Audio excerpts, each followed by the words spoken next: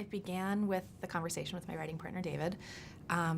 We were trying to figure out some way to put our sort of character-driven, more subtle indie movie sensibilities into a big cinematic, fun movie experience, realizing that otherwise we'll just sort of end up in the, bowels of Netflix, never to be heard from again, like everything else we've ever made. And so we started taking walks and talking about ideas. We had some really terrible pitches for big high-concept movies.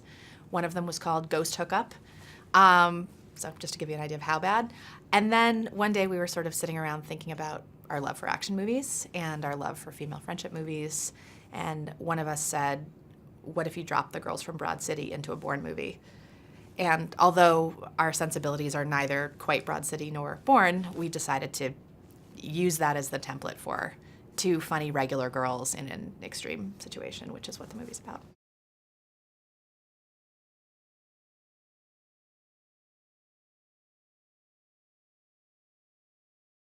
We've got two best friends that are in their early 30s. One is, she has this complex about not wanting to be average. And so she's tried all of these things. She tried law school, she tried art school, but when she'd hit the point where she'd worry that she wasn't going to be exceptional at it, she would bail.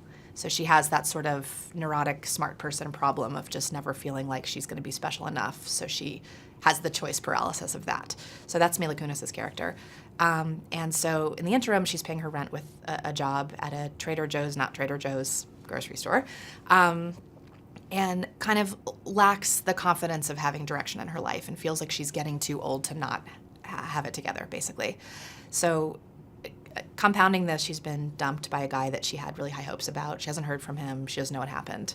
And so she's being consoled on her 30th birthday by her best friend, the very theatrical, fun, confident Kate McKinnon, Morgan, who is basically someone who feels she has a lot to offer. She feels she's exceptional. She just hasn't been given the chance to show it yet. So she's a struggling actress. She goes on these auditions. All she wants is to throw herself into something. If the world offered her a chance to be on stage all the time singing her heart out, she would love that. But as it happens, she doesn't get that chance. So she goes from odd job to odd job. And she also kind of feels like her station in life makes her a loser, but she doesn't feel like one.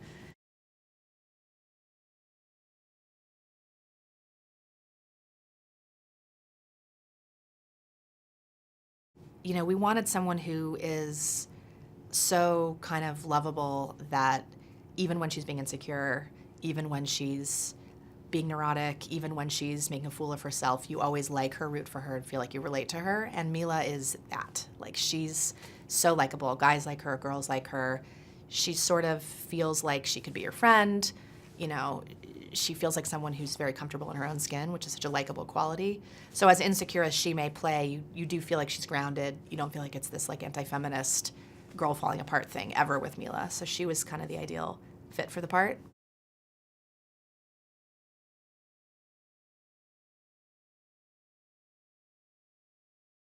Kate plays Morgan, who's very theatrical, but ultimately, we wanted Morgan to have some core emotional center to her where she has an insecurity that her theatrics are too much for people and that people are going to find her overwhelming or annoying. And I think a lot of people who are very performative in that way have that fear.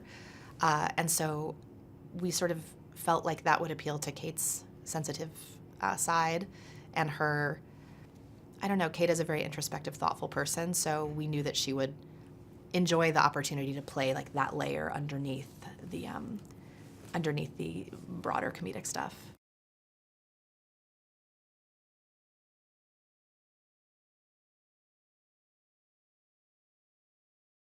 Justin Theroux plays Drew, and for the Drew role, we really wanted the fine balance of liking him enough that you're not judging Mila for having dated him, being invested in him, and you're not kind of looking at her like, oh, you pathetic woman, why did you like this guy? So we needed someone with charm, charisma, depth, intelligence, and Justin is all of those things.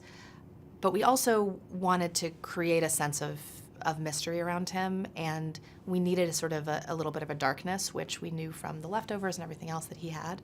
So sort of the combination of charm, humor, and something a little bit opaque about him. And Justin just naturally brings all of that. And the other thing that's wonderful about Justin is that he's a writer too, and a comedy writer, having written Tropic Thunder and all these movies. So he had a lot of great ideas, but also no ego about those ideas. So he was happy to just be a team player and contribute as needed or not, or step back. And he was just lovely to work with, and a filmmaker himself, so it was a pleasure to have him around.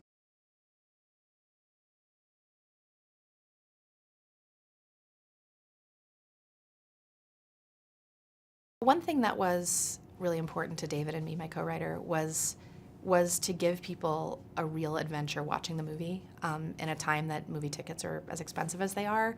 Kind of want to give somebody the wish fulfillment that movies provide, which is like why we want to spend that money on them. And we wanted this to feel like a road trip, like you go with your friend and you feel like you spent 2 hours traveling the world. So that travelogue vibe was really important to us. So as much as the international locations added to this sort of the spy intrigue, we also wanted it to feel like two girls on a road trip. So it's half like European road trip with your best friend and half, international caper.